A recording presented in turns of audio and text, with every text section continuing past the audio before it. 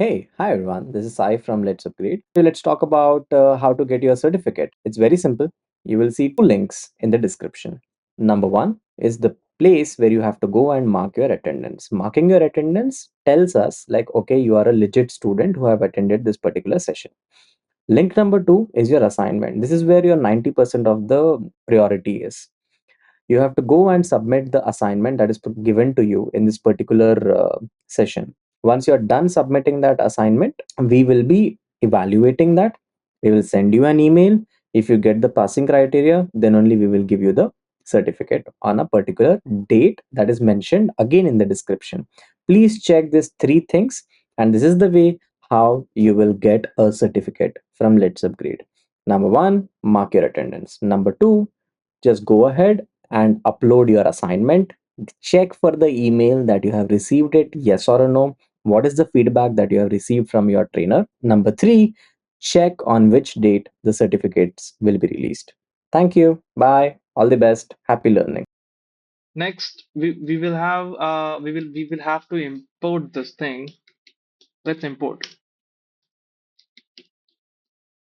numpy np import pandas as pd mat.lib dot pylt as dot plot as pylt, because as when we write as is basically to access this library, you don't have to write every time numpy. You just have to write np. You just have to write pd to access the pandas library. To access the matplotlib library, you just have to write plt. It is like a short form that you can use in your code base as going further. Next, the basic part is these three libraries you will be using in every data science project. It is the core, and it is very important to understand these three libraries. You can hover, like the beauty of another beauty or advantage of this environment is that you can just hover and have all the information that you need to particularly to learn about this thing. Easy way. See, it's a mathematical operation over arrays, linear algebra, Fourier transform, random. It is just like a mathematical library that you can use in your data science project, because data science has includes many statistical analysis and many matrix calculations, complex algebra that you can use in future. But in this course, we will not go into dive in that, because it's another topic. NumPy itself is another topic to cover. Now, I think so you have every basic that you need to start your first data science project. It is the basic part. Now, next, now let's deep dive into one of our data set. Just go to the files, sample data, and you will have the California housing data. Copy the path. Now, as you have written PD for pandas, you just have to write PD dot read CSV, and in this give it the path. If you have your own data, do it by yourself. You just have to upload this into the file folder just by going clicking it and just copy paste the path, the whatever path you have. Run it. See. So the beauty of this notebook, you just have to import that and it will show you all the information from data. Like you don't have to open an different tab or Excel file to access this particular CSV. So let's just explore our data set. Like just at the starting of this session, I told you like we have to explore the data. It is the first part of a data scientist, or first job of a data scientist. So let's just explore. What is this? Longitude, latitude, housing median age, like median age of this particular location is 15 years old. That means near about 15 years of a man in this location buys a house. Total room, total bedrooms, population. This is the population 1015. Households. Median income. What is the median income? 1,436. It is in dollars. Median house value. What is the value of the house? Now, when you see this, explore the data set, you will have to understand or keep in mind like what problem I'm gonna solve. What is the actual value that I have to get out of it? See, there is many parameters: latitude, longitude, housing, total rooms, bedrooms, pollution, population, households, median income. There are many things. But what actually you want to do from it? You want to predict the location at which the if you have this much income, what location you should take your house, or you have to predict the value of the house. Suppose I'm giving you another location like in India, any city, you just have to enter the latitude and longitude, these parameters, whatever you are going to use in your model preparation, and it will predict you the house value, because this is what you want to know about. The model should tell this thing. Now, when we go forward, you have to understand the x and y variable of your model. X is nothing but the parameters, the features which will be used to find the pattern, and y is the target variable, that thing that you want to take out of your model. The model should recognize this y and give it to you. It is just like predicting your y variable. That's it. In regression, this concept is very basic and you will have to use it every time. So while exploring dataset, just keep in mind what exact problem you want to solve and target on that variable, and see what features I can use to predict that variable. Because at the end of the day, model is doing pattern finding. It will find the pattern to predict some value or to classify something. Or it's if it's in reinforcement learning, it will find different methods to assemble itself. That's it. Now, you have total 17,000 rows and 9 columns. This is your basically shape of your data set. See, this data set is already pre-processed. There is no null value. There is nothing incomplete data type of thing. But when you go in real world scenario, there might be a null values that you can get, or might be the data you can get is very corroded. You have to transform that data, or the data that you are talking about will be in different formats, like in different types. You have to normalize that data. These all parts or these all activity comes under data engineering part. As you are a data scientist, you should know about this thing and how to work with it. So this data is already pre-processed. There is everything is already set up here. You just have to take and work with it. So the very first operation that we are going to perform is pd dot head. I think so. Everyone knows about it.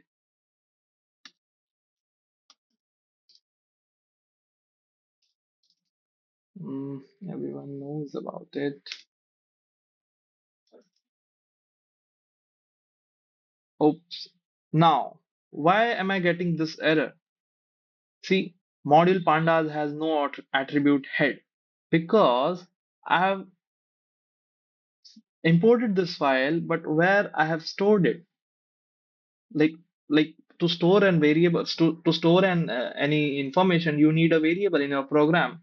The same way, here we will have this thing df. Now, what is df? Df is data frame, just like your list, but it can contain n number of data, and it will have two dimensional.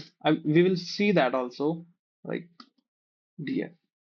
See, now df is the variable that you wanna on which you wanna go store your data.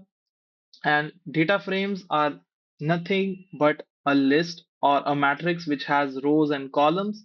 The data you are gonna work with. See here, it has given 0, 1, 2, 3. It indexing also, because the data frames works in a matrix manner. It is a matrix, simple matrix. So head operation, head, or the same way like head. This is the function that we talked about earlier. Someone has made that, you are using it to basically show top 5 values from the your data set. These you can like take it, make it 15. It will show you top 15 values, first 15 values. There's tail also, which will show you the last 15 values or whatever you like. It has default 5, but you can give whatever value you want to explore your data. It is used to explore the data, like what is longitude, latitude, what are the features you have, what thing you have to predict. This all comes from data engineering part, but you want to know this and you have to do this thing. In the same way, we will be using def very frequently. There is another thing, df dot column. Let's see what it does.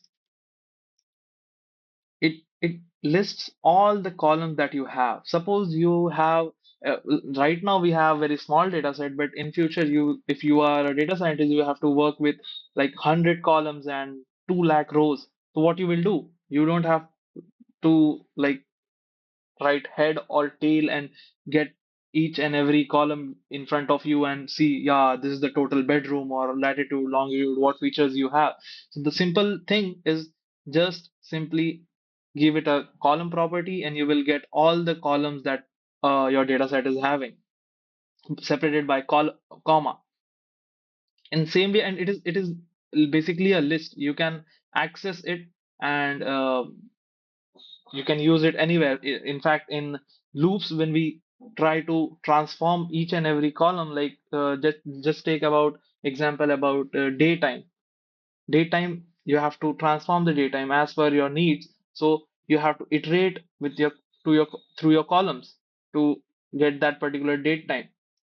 In the same way, there are many properties like df df dot shape.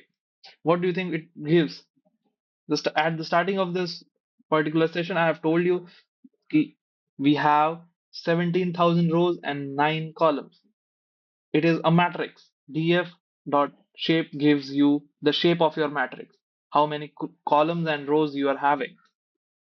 When you work with tensors, when you work in a deep learning environment or a deep learning project, you will have to use this shape very frequently and you have to understand what this shape is, because it has many different shapes. Like a tensor can have n dimensional dimensions and each dimension has its own shape. In the same way, there are many properties that a data frame has. You can go and explore each and everything. Any apply, if you want to apply something, add date, add time, time between, it will give you the exact data between that particular time. The column I have already told you. See, this thing, the cubicle thing is the functions, and this tool is property. You don't have to give the like in columns, you don't have to give this parenthesis. It will work as it is, because it is an property of this particular data frame. In the same way, shape is a property of data frame. And when you talk about different thing, it is, if it is a suppose add, so it will not work, because it will show you equivalent support. See this thing, because property doesn't have that thing. Now, let's move forward. And you remember that example that I gave you? You are having 100 columns and a 2 lakh rows. So what you will do? You don't have time to inspect each and every rows and column to get the information about null values or what data type it is and how much memory it is consuming. So there is a function for it, like df dot info. Now see, it is in this particular cube, so that means it is a function. You have to give parenthesis, boom. You have your information about your data set, like range. What is the range of your rows? Like 0 to 16,999. Your columns, how many columns you have? Eight columns, you basically nine columns you have. There is no null value. Now, no non-null count. That means there is no null value, non-null. If there is a single null for a particular row, it will basically decrease the count here from your rows. Now you have the data type. Like what data type, like when you talk about a single particular column, what is the data type of it? Because while working with this data, or when you build a model, you will have to know each and every data type of your data set. Because while applying the model, it should, like, you first of all, you should have the understanding what model I'm using and how it will work in my data set. So that way you have floats, data type, and yeah, the memory. This is the main part. Memory usage. How much memory it is using in your RAM. This dataset is using. Like it is using 1.2 MB. So suppose if, you remember at the starting when I was talking about you don't have to use your local machine. This is the reason, because when you load a data set in your memory in your RAM, you will have to like have n number of uh, RAM size to accommodate a model in a simple way. So there are many other things. I will just there is a thing called describe. Now, what does it do? It simply has it simply gives you the information, pure statistical information, all the informations from your dataset. Like let's go through one by one. Like count. What is the count of it? Like you remember row, it is same. The count is same. Like how many rows you are having, how many data points you are having in your data set. Latitude, longitude, housing, and it will give the information about each and every column. Just like latitude, you are having 17, 17, 17, because there is no null value. If there is a null value, it will show less amount or less than your actual rows. So this is also an indication that you don't have your any null values. Next is mean. What is the mean of your latitude? Although there is no use of like getting mean of a latitude or longitude, but in mean, the median age, like what is the average age of the people that they are buying the houses? It is 28. 28 is the average age. At that means the interpretation that you can take out of it is like after 28, every each and every on an average person should buy a house, or they are having a house in that particular California. Total rooms, this is the average rooms. Total bedrooms, this is the average population. It is, see, these all things are a feature for you. You have to take out of it from the data, because data is a static one. You have to take information, insights from it, out of information from it. Like median income, median house value, what is the average value? Like someone asks you in your area, what is the average value of houses right now? So you have to have this information with you to basically work with to give particular answer. Now, there is standard deviation. What is the standard deviation of latitude longitude, or the 12? 12 is basically standard deviation for median age, the age of the person, the people who are buying the house. The same way, minimum. What is the minimum latitude longitude? There is no, see that there are some columns or points that you don't have to take care about, because at what is minimum of latitude longitude, there is no need or there is no logic in that. But when you talk about the age age of the house is basically one. The newest house is basically one. It is 1 year old. Total rooms, two, three. See the all information about it and its value. In the same way, there's 25%, 50%, and 75%. Again, when you divide this data set, in a percentage way, 100%, it will give you 25, first 25, the 50% average, and the last one, like 75%. So see, there's a common, like there's one common thing, like 29 and 28. How common it is? Because it shows that my data is evenly balanced in my 50%, and my mean is near about accurate, near about accurate in everything. Like see 21, 500, 400, this thing. Now, why this minimum variance is there? Because the 50% is, this is the actual data. The 50% data, like if you have 20,000 row, this will be, if you talk about 50,000, this will be your 10,000 row, actual row data that you are getting from this whole described thing. Next, there is a max. What is the maximum values of in your data set? See, this all things are like statistical description of your data set. You will have to take out of the insights whatever it is giving, and you have to note it down and use it further in your further analysis in EDA process. It is a simple way. The Now, the next important thing is how do you select a particular column from your data set, or a rows from your data set? It is simple. Like it is a matrix, you know that. So, just like the list, you have to write df your curly. See, it is showing all the columns you have. Let's take talk about this, and it will show you all the data from that particular column. You have selected the first column, like column name. Next, you have suppose you have to select this total rooms. Get the total. You can also select multiple columns if you want. There are, see, the error is keys. Now, anyone knows why am I getting this error? See, it is a tuple. I cannot mutate it. So I have to give it in a list like this. This.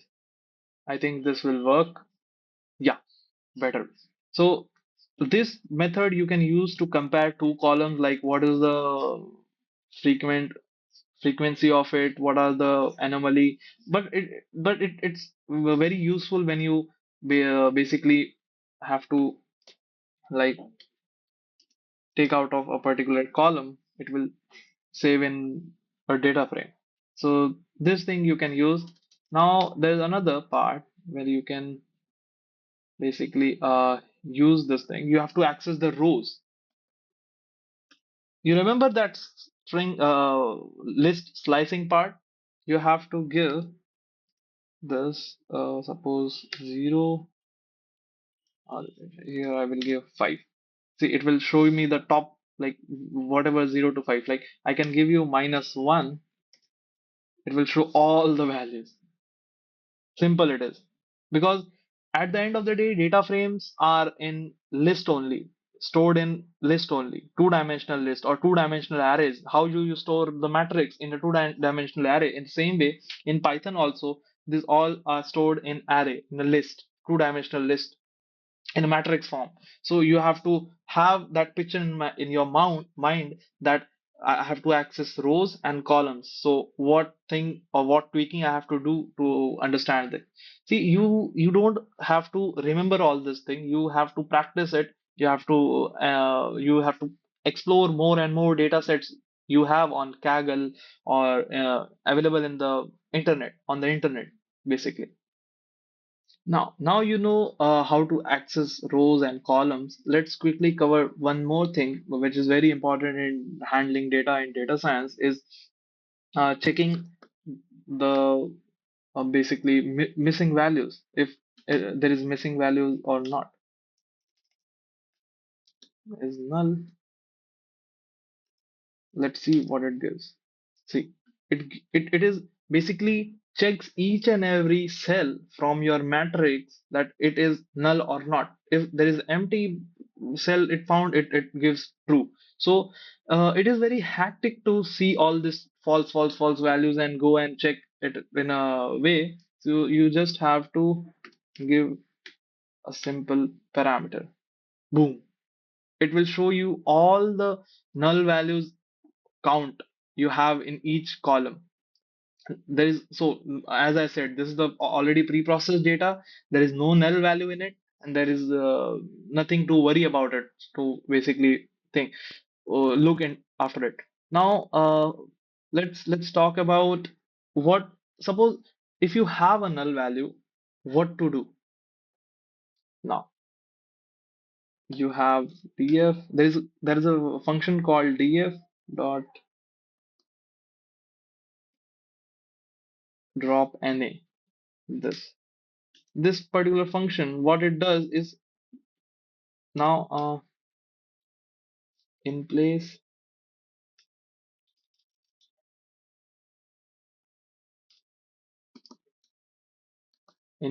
true. Now what it does is basically drops, if you suppose you are exploring a data set and you fired this particular query or instruction, you got something like 2, 4, 8, 10. So what it will do, it will simply drop that null columns or null rows from your column particularly. Now, why I have written in place, see this dropping or deleting a column or deleting a cell or a row from your data set, it is the data, like in pandas, you have to specify that you have to do this particular modification in the same data frame, or you have to create the reference. Suppose if I am doing this thing and I am like, I will just copy and paste it here. I will just remove this in place. Df. See, this is the difference. If you are not doing in this way, you are not creating a different data frame for it. It will, you have to give this particular parameter or the instruction to it, like in place true. Like in this data frame only, drop the null values, drop the NA values. That's it. Although we don't have it right now, but null values impact your machine learning models a very different way, because like suppose you are finding a pattern in a maze, and you suddenly get into a point where there's nothing, there's no road.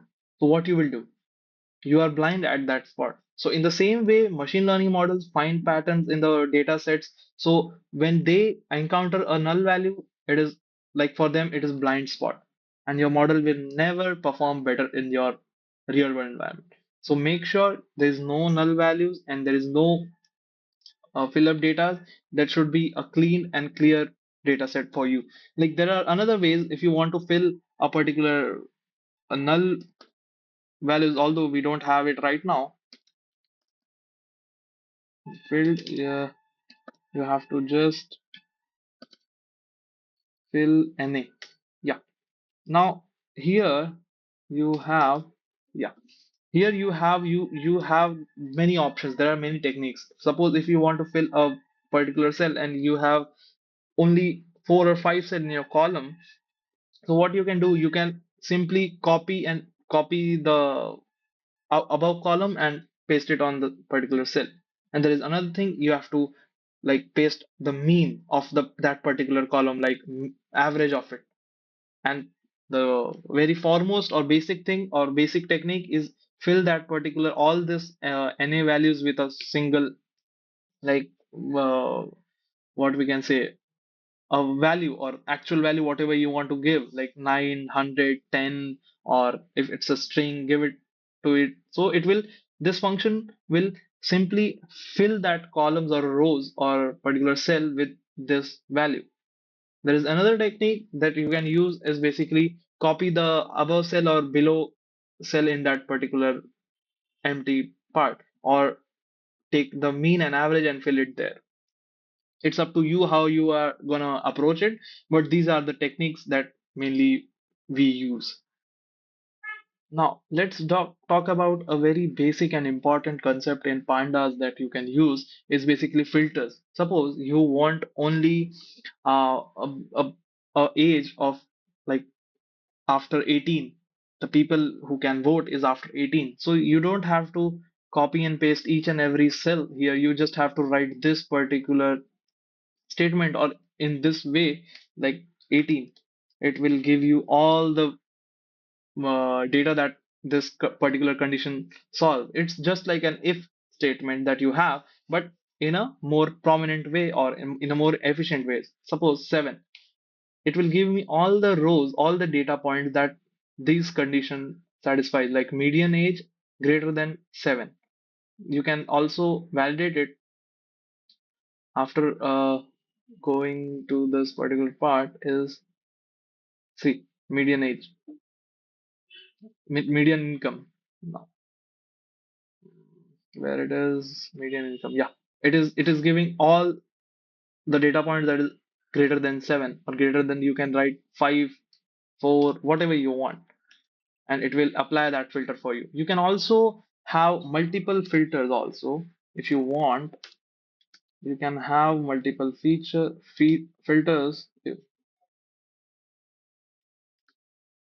suppose I want mm, median age greater than 15. Let's take this. See, you can apply different filters also, or multiple filters in a simple single statement, like using and, or if you use and, the both the conditions should satisfy, then the data will be there. Or you can use or, if you want, it will give you like either of the condition will satisfy, it will give you the details. Or either you can use and. See, it is only 2,946 rows you got by this filter. So these kind of tasks, or this is the basically EDA process, exploratory data analytics. You will explore the data set and you will have your insight. If you like go through like a blunder part of your data set, you will never get the actual insight or actual uh, data insight from your data set. So it is very simple, very simple.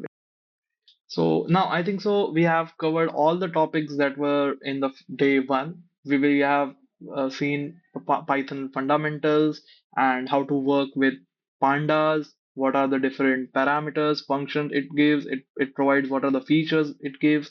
How to take out of the like statistical description information about data set. In this way, you can explore any data set. I'm talking about any data set, any structured data set. You can explore in this way. You can also have different value counts, unique values, whatever. See, pandas gives you a range of features or the functions, but you have to think about that, what I have to actually use that, and how I will be moving forward with my data and EDA process in a simple way. Now we will be covering visualization part. How do you visualize the data set? What are the different charts that Matplotlib provides, and Numpy has different like histogram, uh, scatter plot, different type of graphs. Which day two will be going to be only on visualization part, and in day three we will be covering machine learning and how to like particularly implement this data set to get information out of it in a simple way. So I think so. Everything is fine. Take care, everybody. Let's meet in day two. Thank you very much. Thank you. Now, as you can see, we have already created a histogram with 20 bin. Now, bin, what is bin? Bin is a simply a bucket. You can consider it as a bucket with 20 size. It will create a 20 size. It will firstly divide the whole data set, like 17,000 rows, into 20, 20, 20, and 20 division, and it will show you the results. So why do we use bins? Bins are very useful in EDA process because by dividing each and every layer of your data set, you can understand. Now you have a very small sample set, and you can take out of it like what are the outliers, what are the features, and how the data is working, what is the mean of it, what is the median of it. And if it's greater or smaller than the actual mean, that means it can be a outlier. these type of insights you can take out of it, and it is very very important in modern day and our EDA process. Now, the another insight, key insight that we can take out of it is like this. You can say by seeing this histogram, you can say like where is the majority of income lies? What is the frequency? See, higher frequency in like 0.5 to suppose a 6 or or 5 between these median income ranges, there is very high frequency. That means most of the people's income are under 0.5 to maybe 7 or 6.5. These kind of tasks or these kind of insight you can take out of it. And now histograms are very useful when you look in terms of outliers. It is very useful to identify the outliers, because you can see after 8 there is very low income rates and very very low people frequencies. We can say it as a people or persons, because it is a x-axis here, it's a frequency, that means it's a person. So there is very less people after 10. See, after 10 it is like 1 or near about 0.5 something. So these all are the outliers after 10, or you can say after 9. These are the outliers. You can consider them an outlier, and you can take out of it like after 10, more than 10 income rates, you can cut it off from your data set. Then also your data set will be valid and informative, insightful.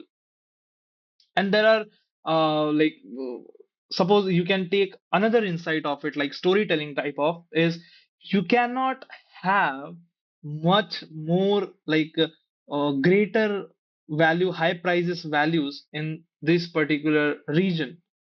There is the income range is too small, so you should have the houses or construct the houses, as a builder point of view I'm talking about, construct the houses which are literally in the particular pocket range, income range. Simple as that. Then there are different analysis that you can have on, suppose let's take mm, okay, mm, median house values. Let's take median house values dot describe. Now, see in this, see how different, or like what are the counts means. You will see here what is the count, like how many values are there. 17,000, which is very correct, because there is no null value. Mean, this is the mean, like median house value. These are the house values, actual values that you want to predict when you will use a machine learning model. You want to predict the house value by having all the features. So the mean house value is like 20,000, like, which is the average $20,000. Standard deviation is 11,000. That means it is still considerable. There's not much outliers. Minimum is 14. Like you cannot have you cannot get a house below this price. The simple reason is this, and maximum is 50,000. That's it. So these insights you can take out of it. And when you plot a histogram for this, suppose plt dot hist mm, df median house values, and you will have the then the suppose let's say 30. Hmm, yes, nowadays like this vibe coding is too useful, but you can use these tools. It's a tool for you. When you can use it, basically when you know the things, when you know how to plot it, when you know what to plot it, basically after seeing the data, after understanding each and every feature out of it. So you can have this. So when you do this is what it shows is key, yeah, mm, median, the distribution and the frequency. Yeah. Let's have um distribution. So now, by seeing this histogram, what you can take out of, what insights you can take out of it. So you can have an insight like majority of houses are falling under 50K to suppose 300 or 350K value. So you have an idea ki what should be my budget to afford a house in that particular region, or suppose in California, or in Mumbai, or in Singapore. So these are the tasks of EDA process. These are the actual EDA process. So you can, I think so. When you, if you are not clear about bins, so it is nothing but a distribution segment. See, when I write 40 there, it is more widen. There are, you can see. See, suppose you were having an estimate of 350, that majority of houses falls under the category of 350K. So now you can reduce it like 300, because it's more clear for you. And the 50,000, there are some values, or some houses which are in 50,000. So they, you are consider, you have to consider them as an outlier, or you can consider, like, you can see their features and give them a premium status. You can have a premium status for that particular housing, or the housing there are which are more like, if added in the future, you can give them a higher price. Basically, these all thing is possible because of data. And suppose when you write suppose 50, yeah, yeah, so it will show you more clear picture about each and every distribution. Now you are having more clearer picture about 50,000 values and the different price category values. Simple is that. Now, next analysis we will hop on into is, which is Breviate analysis. This analysis is, you can say, it is in the heart of EDA process. It is very important. And you can remember when I told you about comparing two variables, or correlating two variables, two features, to get a beautiful and clear picture about your data set, is uh, basically taking the relationship of two variables and getting more insight, more valuable information out of it. So we will just take, let's take these two features only that we have analyzed uh, earlier. Uh, let's let's plot a scatter plot this time, because we have already done the histogram, and histograms are very good in finding outliers and basically seeing the distribution of your data. But scatter plots are used in comparison, used in relationship finding, and used in correlation uh, analysis. So let's just plot a scatter plot. mm, plt dot scatter plot, hidden hash values, plt dot x labels. Yes, I think so. It will plot better now. Yeah.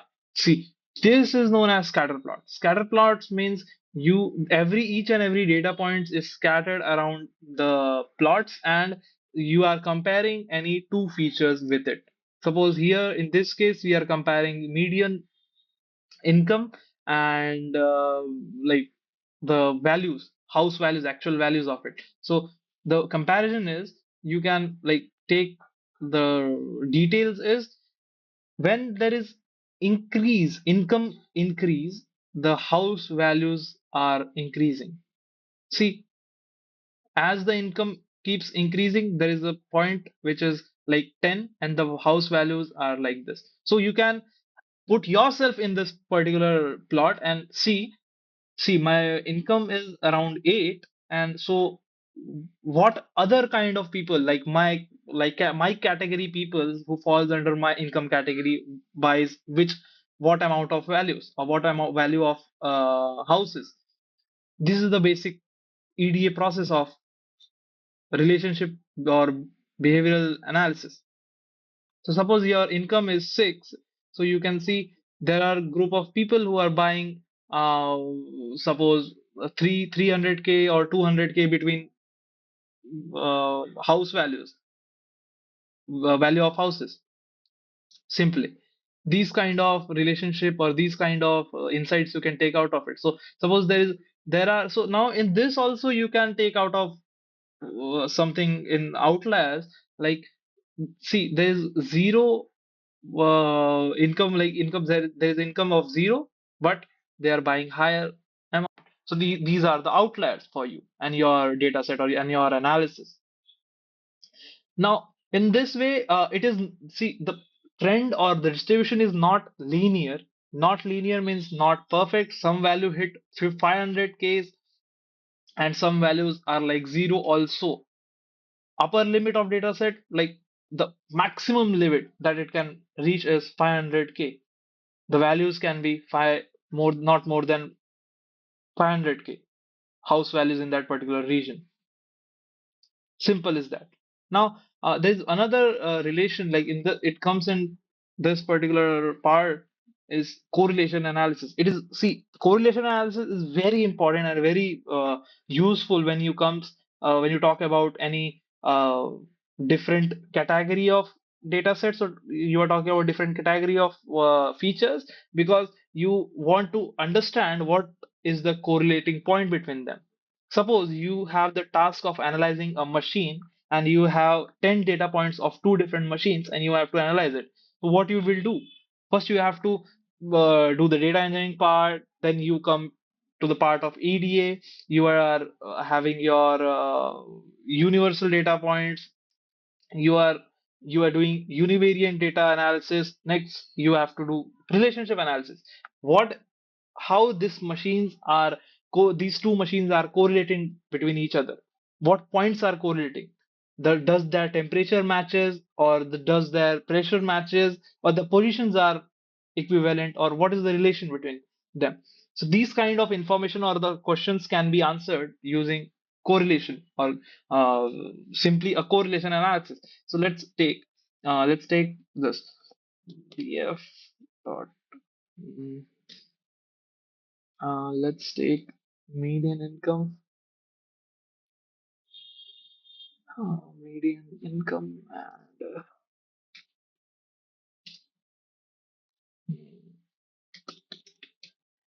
median income, median house values,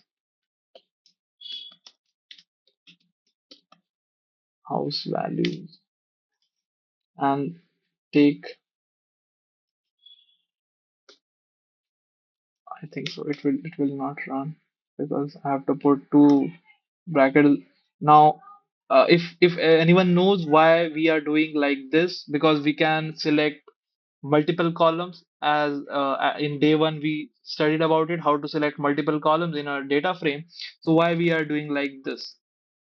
If anyone knows, you can write it down in comments, and you will definitely get the answers of it. Now, there's a function called core, which is used to find correlation between different points. Now let's just, yeah. Now by seeing this, what is what is mean by this one and zero value? So now when you do correlation analysis, there is only parameters or values which is one or zero. You will get each and every time the values is distributed in between 1 and 0. If you get a 1 for a point, a data point, it is very much correlating, it's very correlating. And when you are getting 0, there is nothing to correlate about it. So in this case, you can see it's a matrix. Basically, it comes in the matrix form, because as you know, data frames are nothing but a two-dimensional arrays, a matrix. So median income, and median income, when these two points are correlated, it is highly matching, highly correlated. Correlation means nothing but a matching points. How matching between these points are? What is the matching points? What are the correlating points between them? So in this way, when we talk about median income and the house values, it is 50% matching, 50% correlatable or relatable. Now, median house value is very correlative to the same itself because now there's much more similarities about it. But when you talk about median income, it is half.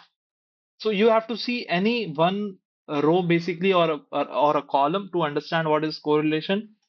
Now, how this correlation is basically calculated when you talk about an backend for machines. So it will first see your whole data set of the points whatever you have given it, and it will see how matching the points are. Suppose in a row or median income it is 1 or 1k, and in house values it is 1k, so it is matching. So it will aggregate that point and it generates the correlation matrix for you. It is a matrix in terms of matrix. Now, see this one, but although it's not necessary because it will come linear because one and the zero is there, but you can have a look into it definitely. Now, just let's talk about our next topic, which is filtering. Although we have already covered it in our previous video, day one on day one, but we will just deep dive into it. What is filtering and how it is useful in EDA process. So I will just do a simple math for you. DF down. Hmm, suppose let's talk about income, median income, and it's greater than 8. So these are the values or these are the rows we have applied a filter which is median income should be greater than 8. So it will be filtered out for you. Now I think so you have already done this all this filtering part, but let's just go one step ahead in this. Now with the help of this filtering, can you find the luxury zone?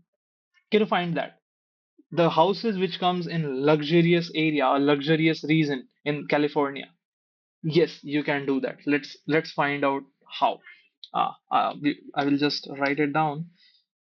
df dot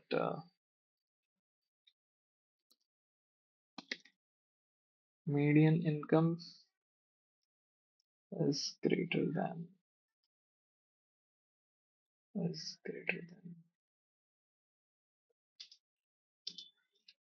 suppose 7.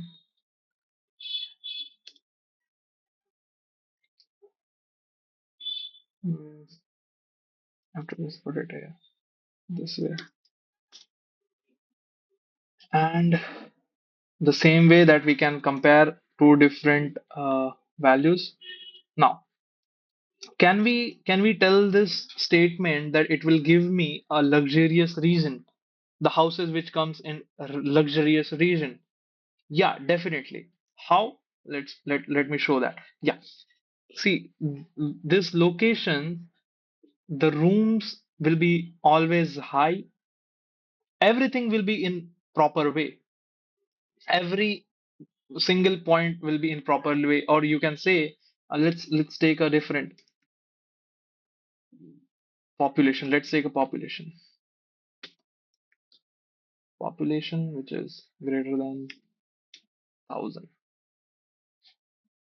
Yeah. Now, this will be your final luxurious region. Why? Because suppose you are standing in a mall and you saw a store which is Louis Vuitton store, and one is the let's take Zudio. Now, in the Louis Vuitton store, you will find less people which will have the higher values. They will buy a single product, but the value of that product will be very high. So we consider it in a luxurious item or luxurious place. And when we talk about Zudio, there the product values will be cheaper and the population will always be the high. This is the correlation between this point, population and the income. When there is a more income, you will earn more. You will try to live in a place where population will be less, and you will have your isolated environment for yourself, different.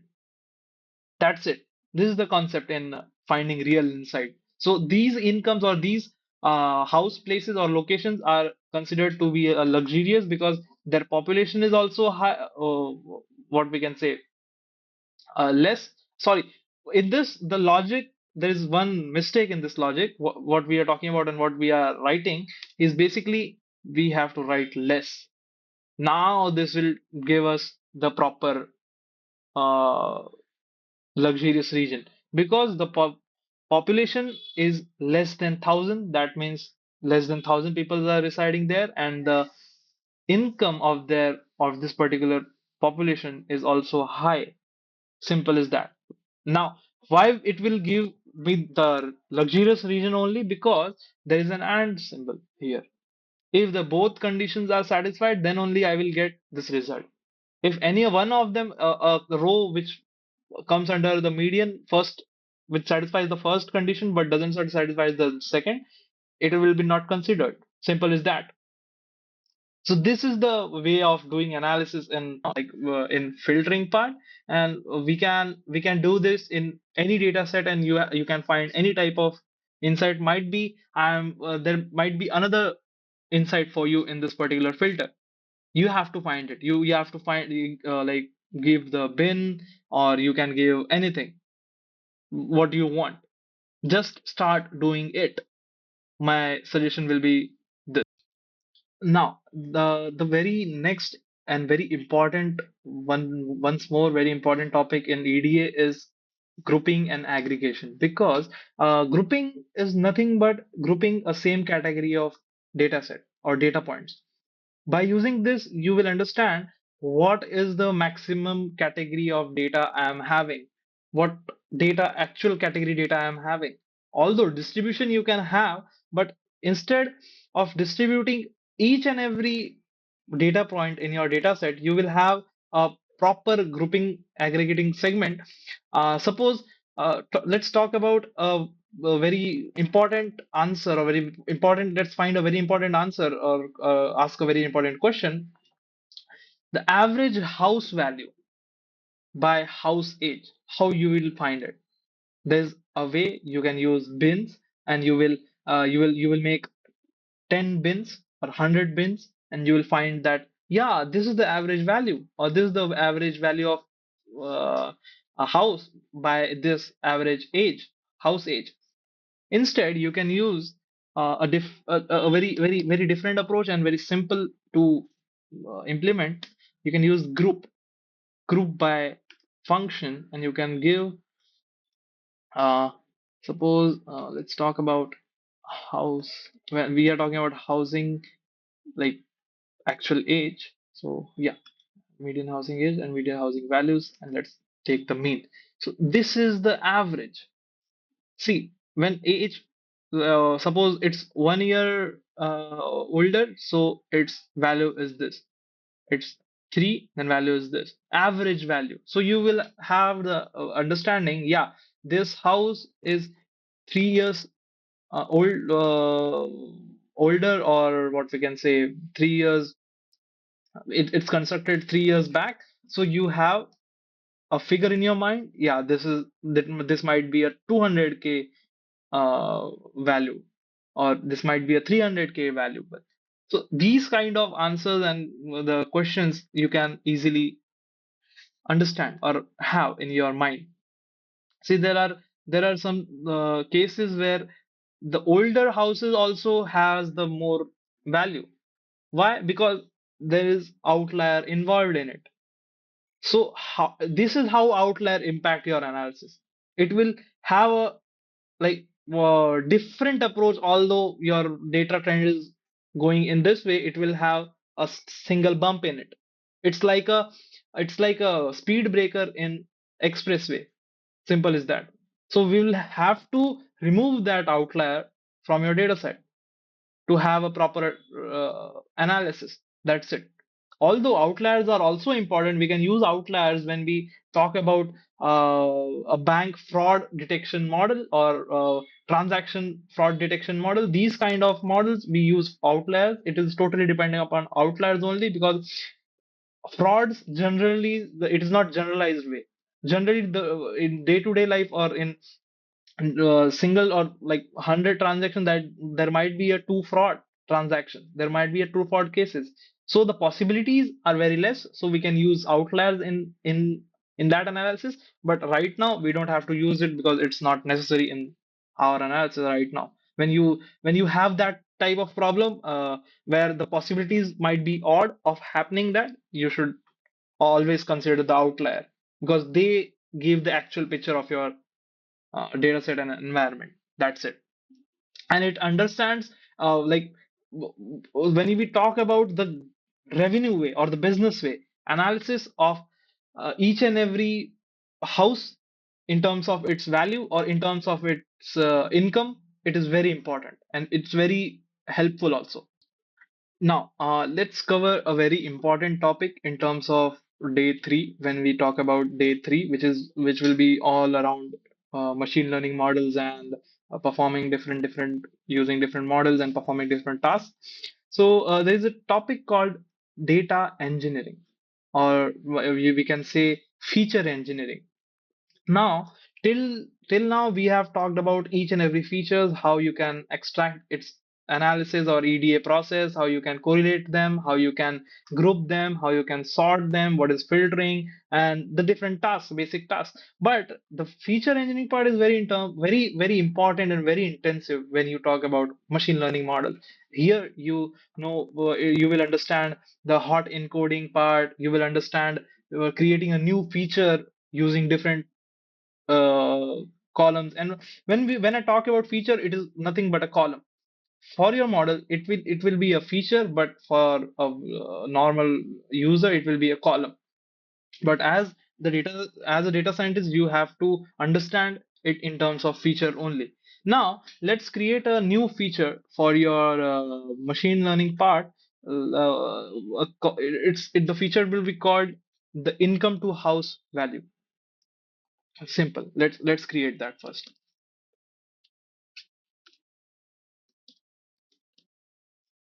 Income to value ratio. Income to value ratio. This is how you create a new column in your data set. Yeah, yep. It has already given us the dot head. Let's do this. Yeah. See, now you have a very cool uh, feature that you have just now created, which is called okay, which is called, yeah, income to value ratio. Yeah. Actually, the column name was not correct. So yeah, we will use this function. It will be done, I think so. Just let go of it. And here, yeah, it is done. So now what it is, like why we have created this particular feature and how it will be useful for us. So it is nothing but, while doing correlation, you will understand that when there is a uh, high income group, people are like the population are high income values, the house values are also high. So we can have a ratio, we can make a ratio to make understand our machine learning model, or which is very useful for a machine learning model to understand, is when there is a low ratio, there is expensive area. When there is high ratio, you can afford it. There is a low value area. So these kind of differentiation or correlation you can do using simply behavior analysis or relationship analysis. then only you will come to know, yeah, this part is relating to this part, so we can have something, or we can have a feature between it to make understand my model better. And why we are talking about only ratio? Because model understands only numerical data. Machine learning models, like when we talk about random forest, when we talk about different regression models, decision trees, or clustering, these kind of tasks, the model understand only. Specifically, when we talk about regression or supervised learning, model understands only numerical data. So we have to convert non-numerical or categorical data into numerical data. We can also have like simple expensive area or affordable area kind of task, but we haven't. We have converted into ratio 0 to 1 value. So these kind of understandings you should have, because of like these are the only standards ways. And you are now going to be a certified data scientist, so you should understand these things and have a proper uh, experience about it. Now, let's have another feature through from our data is, mm, yeah, let's call it